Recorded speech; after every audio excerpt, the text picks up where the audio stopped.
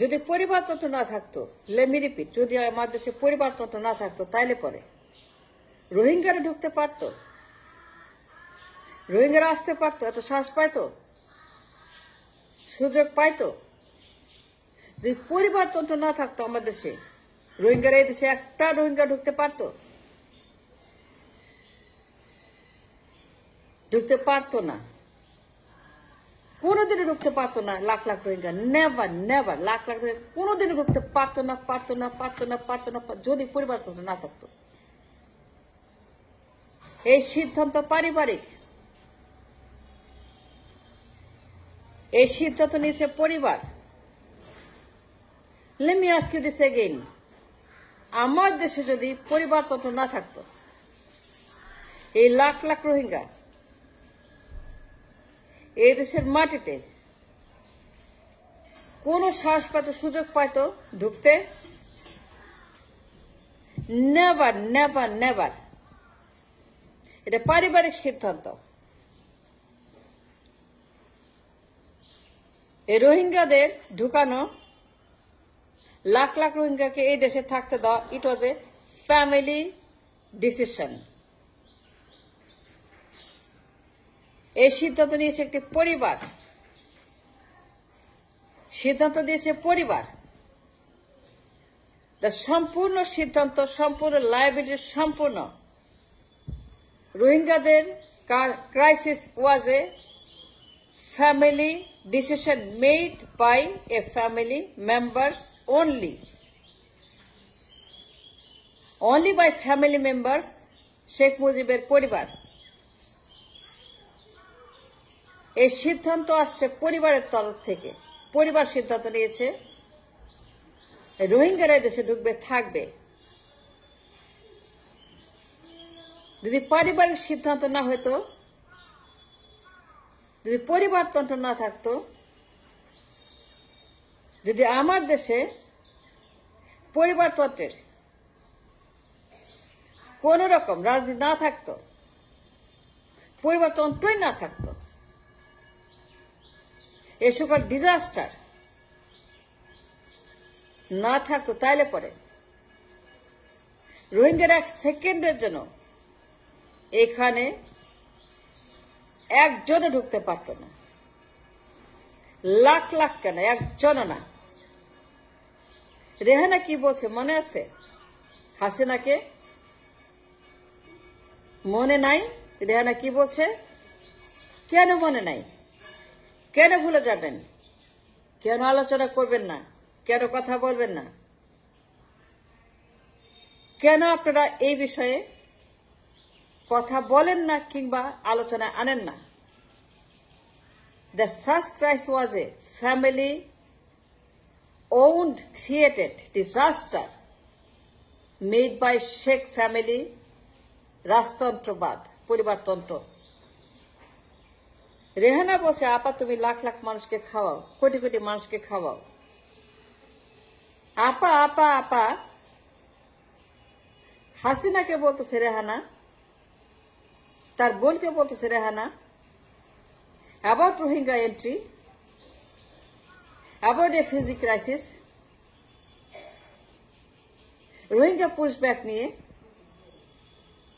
Rohingya entry নিয়ে, রোহিঙ্গাদের গেছে থাকা খাওয়া নিয়ে। রেহানা বলতেছে হাসিনাকে, আপা তুমি রাখো, আপা তুমি খাওয়াও, তুমি কোটি কোটি মানুষকে ভাত খাওয়াও, তুমি কোটি কোটি মানুষকে ভাত খাওয়া। আপা আপা তুমি কোটি কোটি মানুষকে ভাত খাওয়াচ্ছ, আর কয়েক লাখ রোহিঙ্গাকে তুমি খাওয়াইতে পারবা না? And it is on the record. The Rohingya crisis was made by family decision, not by public, not by people, not by parliament, not by any member of the republic. জনগণ not connected to the Rohingya crisis. জনগণের সিদ্ধান্ত না, জনগণের permission নিয়ে এটা করা হয়নি। এই পারমিশন সম্পূর্ণভাবে পারিবারিক। রেহানা কোনো এমপি না, মন্ত্রী না, এসপিডিসি, পুলিশ, প্রশাসক কেউই না, রেহানা কেউই না। Rehana private citizen only. সে কেমনে সিদ্ধান্ত দেয়? সে কেন বলল রোহিঙ্গাদেরকে রাখো? and that means পারিবারিক সিদ্ধান্ত।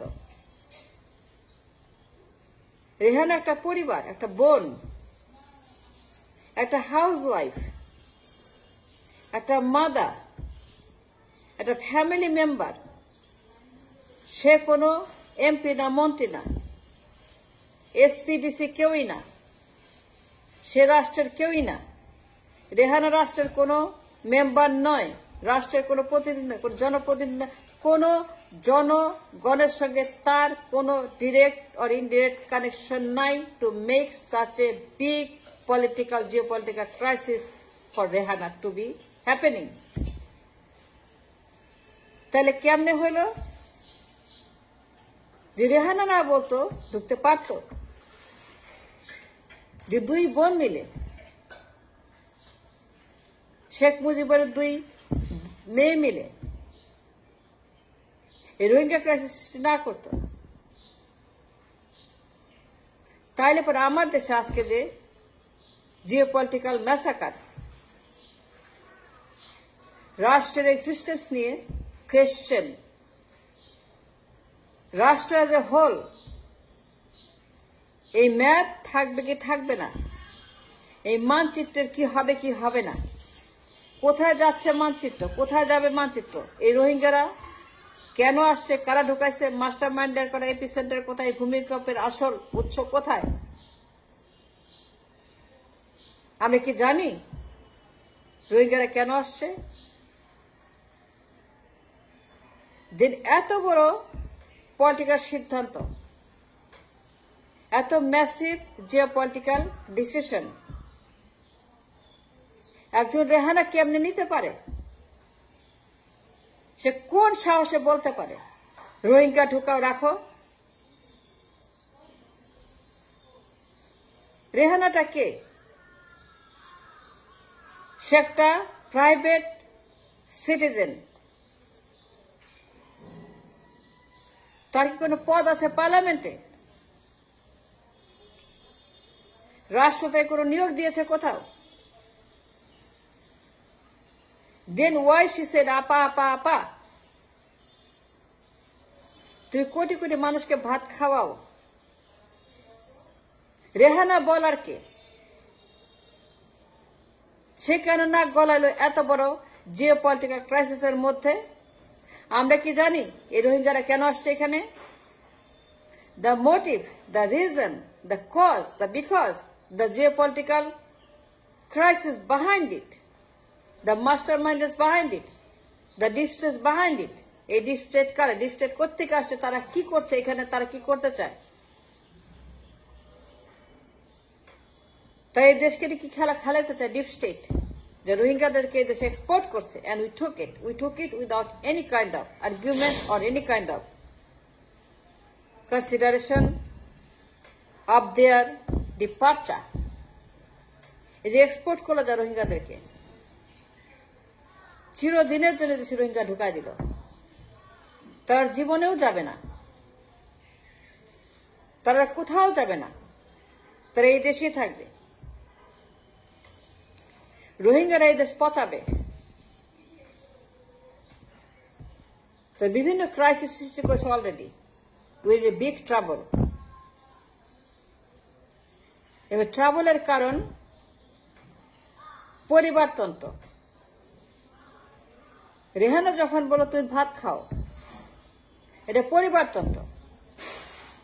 হাসিনা যখন বললো, রেহানা বলছে আমাকে ভাত খাওয়াইতে, হাসিনা যখন বললো ইন পাবলিক, রেহানা বলছে আপা তুমি এত মানুষকে ভাত খাও, আপা আপা আপা তুমি এত কোটি কোটি মানুষকে ভাত খাও, কয়েক লক্ষ মানুষকে খাওয়াইতে পারবে না? তখন আমি বললাম হ্যাঁ, এটা পারিবারিক সিদ্ধান্ত, পরিবারতন্ত্র। রোহিঙ্গা ক্রাইসিসের পরিবারতন্ত্র, এই ক্রাইসিস ক্রিয়েটেড বাই পরিবারতন্ত্র। এই সিদ্ধান্ত কোনো পার্লামেন্টের না, কোনো এমপির না, কোনো মন্ত্রীর না, who represent the state from the other side of the aisle called বিরোধী দল।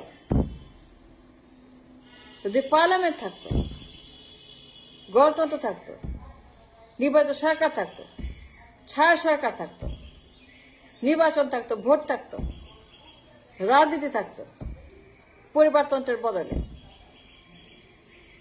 তাহলে এটা হয়তো। What I'm trying to say, যে the whole scenario, the entire crisis created by পরিবারতন্ত্র, the entire Rohingya crisis is created by পরিবারতান্ত্রিক crisis। যদি পরিবারতন্ত্র না থাকতো তাহলে এটা হইতো না। entire Rohingya crisis পরিবারতন্ত্রের crisis, and that is the reason এটা অ্যাবলিশ করতে হবে পরিবারতন্ত্র। একটা সংস্কার দরকার। পরিবারতন্ত্রকে without a delay, without waiting এটাকে কবর দিতে হবে। এই রোহিঙ্গা ক্রাইসিস এক্সাম্পল ওয়াই পরিবারতন্ত্র must be abolished as soon as possible।